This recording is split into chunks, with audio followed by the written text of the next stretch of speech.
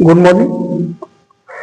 आज ancient history में बौद्ध धर्म के अंतर्गत मैं बौद्ध साहित्य का उल्लेख करना चाहता हूँ। देखिए, जितना भी बौद्ध साहित्य है, क्योंकि बुद्ध के उपदेश की भाषा पाली थी और उस समय जो तत्कालीन भारत था उसमें शिक्षा का जो भाषा थी वह भाषा पाली भाषा प्रचलित थी। तो सबसे अधिक जो बौद्ध धर्म लिखे गए हैं वो पाली भाषा में लिखे गए हैं। इसके बाद संस्कृत में कुछ पुस्तकें लिखे गए हैं। तो बौद्ध धर्म की सबसे जो धार्मिक पुस्तक माना जाता है, पहले भी इसकी चर्चा कर दी है, उसे त्रिपिटक कहा जाता है। एक है सूत पिटक, दूसरा है विनय पिटक और तीसरा है अभिधम पिटक। इसको त्रिपिटक कहा जाता है। इन पिटकों की रचना बहुत संगतियों के दौरान हुई थी। सूत पिटक में महात्मा बुद्ध के उपदेशों का संग्रह है। विनय पिटक में बौद्ध धर्म से संबंधित भिक्षुओं या बौद्ध धर्म से संबंधित नियमों का उल्लेख मिलता है। और अभिधम पिटक में मिलता है बुद्ध भगवान के उपदेशों का दार्शनिक विवेचना या विश्लेषणात्मक विवेचना अभिधम पिटक में मिलता है।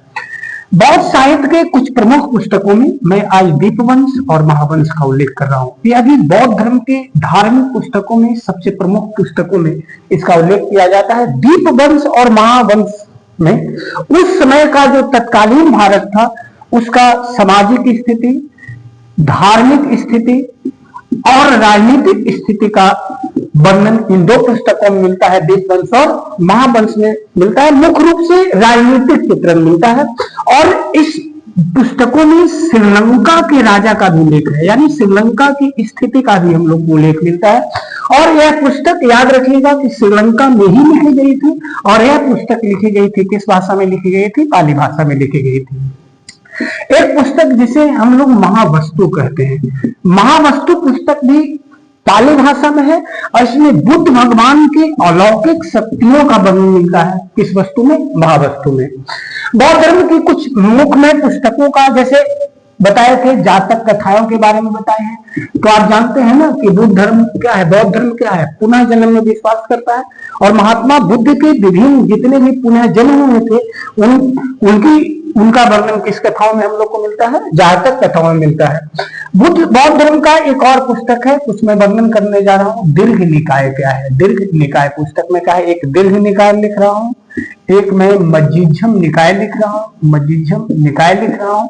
और तीसरी पुस्तक का नाम है अंगुत्तर निकाय लिख रहा हूँ, अंगुत्तर निकाय लिख रहा हूँ। इसके बाद मैं संयुक्त निकाय लिख रहा हूँ, संयुक्त निकाय लिख रहा हूँ। और एक निकाय लिख रहा हूँ जिसको हम लोग खुद्दक निकाय कहते हैं, खुद्दक निकाय। इस तरह मैं 5 पुस्तकों का चर्चा करने जा रहा हूं। देखिए, दीर्घ निकाय में सूक्तों की संख्या 34 है। सूक्त का मतलब होता है उक्ति या बोली या वचन होता है। इसमें बुद्ध भगवान के युक्तियों का वर्णन है, बुद्ध भगवान के संवादों का उल्लेख मिलता है। किस पुस्तक में मिलता है? दीर्घ निकाय में बोलता है। मज्जिझम निकाय क्या है? मज्जिझम निकाय में कुल 125 महात्मा बुद्ध के उपदेशों का संवाद मिलता है। उपदेशों का क्या मिलता है? संवाद मतलब क्या होता है? बातचीत। उपदेशों का क्या मिलता है? संवाद मिलता है। और इसमें सूक्तों की संख्या 2300 याद रखने वाली बात है। सूक्तों की संख्या कितना है? 2300 है। और इसको बांटा गया है, कितने भाग में बांटा गया है? 11 भाग में बांटा गया है।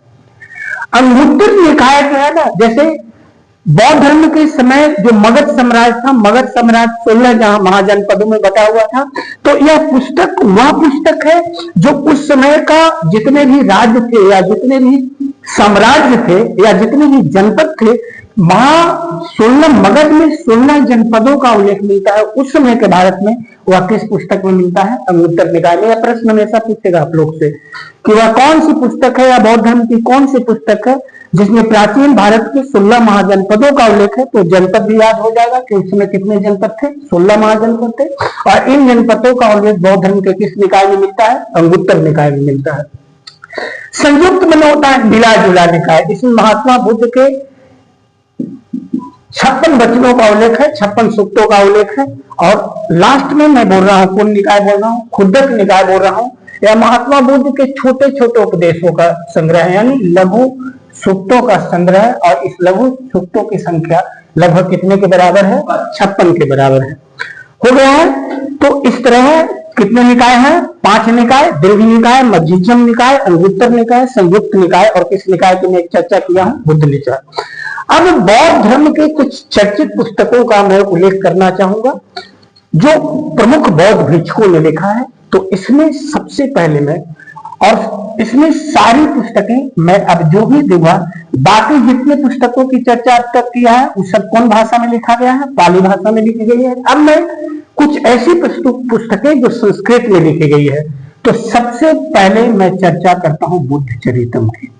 बुद्ध चरितम के रचनाकार वही अश्वघोष जो चतुर्थ बौद्ध संगति के दौरान उपाध्यक्ष थे और संस्कृत के प्रचंड पंडित थे, प्रकांड विद्वान थे, और इनकी सारी जो पुस्तकें हैं किस भाषा में मिलेगी? संस्कृत में।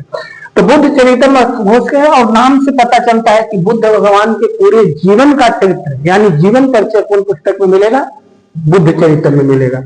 दूसरा पुस्तक मैं लिख रहा हूं सारीपुत्र प्रकरण। सारीपुत्र प्रकरण, इस पुस्तक में महात्मा बुद्ध और सारीपुत्र के बीच धार्मिक वाद विवाद का उल्लेख मिलता है, और एक तरह का यह नाटक है, संस्कृत में लिखी गई क्या है? नाटक है, और इसके रचनाकार भी क्या है? अश्वघोष है।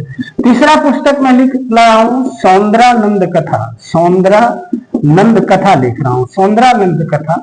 इसमें महात्मा बुद्ध के प्रिय शिष्य आनंद की कहानी मिलती है, और इसके रचनाकार भी कौन है? अश्वघोष है। इसके बाद एक पुस्तक मैं लिख रहा हूं ललित विस्तार। ललित विस्तार में लिख रहा हूं, ललित विस्तार लिख रहा हूं। यह पुस्तक मुख्य रूप से महायान धर्म से संबंधित है। बौद्ध धर्म को कितने भागों में विभाजित किए थे? 2 भाग में, एक बोले थे हीनयान और दूसरा बोले थे महायान। तो और ऐसे भी अश्वघोष थे ना, महायान को निर्माण करने वाले जो बौद्ध भिक्षु था उसका नाम क्या था? महायान के जो प्रवर्तक थे वह कौन थे? अश्वघोष थे, और महापंडित थे। इस सारी पुस्तकें अश्वघोष की लिखी गई है। तो इसमें महायान बौद्ध धर्म का जो शाखा है उसका वर्णन मिलता है। और एक पुस्तक मैं लिख रहा हूं दिव्यावदान। दिव्यावदान, इन सारी पुस्तकों को नाम याद रखिएगा। अश्वघोष द्वारा लिखी गई संस्कृत की प्रमुख पुस्तकों बुद्ध चरितम, सारीपुत्र प्रकरण, सौंदरानंद कथा और ललित विस्तार। और सबसे अंत में एक मैं पुस्तक का उल्लेख करने जा रहा हूं जिसका नाम है दिव्यावदान। दिव्यावदान में मौर्य वंश की बात की कहानी है। मौर्य वंश के बाद की कहानी है, और मौर्य वंश के बाद हिस्ट्री में कौन वंश आया है? सुंग वंश आया है। तो बौद्ध धर्म की ऐसी पुस्तक जिसमें मौर्य वंश के यानी उत्तरकालीन मौर्य वंश का उल्लेख मिलता है, और मुख्य रूप से किस वंश का उल्लेख मिलता है? सुंग वंश का उल्लेख मिलता है। आप लोग जितने भी बच्चे मेरा यूट्यूब फॉलो करते हैं, आप लोग ध्यान दीजिएगा कि बौद्ध धर्म में 4 पार्ट्स बनाया हूं, और चारों पार्ट्स को आप संयुक्त रूप से अध्ययन करिएगा। और आज का जो क्लास है काफी महत्वपूर्ण क्लास है, क्योंकि साहित्य से संबंधित क्लास आपको यूट्यूब में बहुत ही कम मिलता है। तो आज के क्लास को गंभीर अध्ययन कीजिएगा। जय हिंद।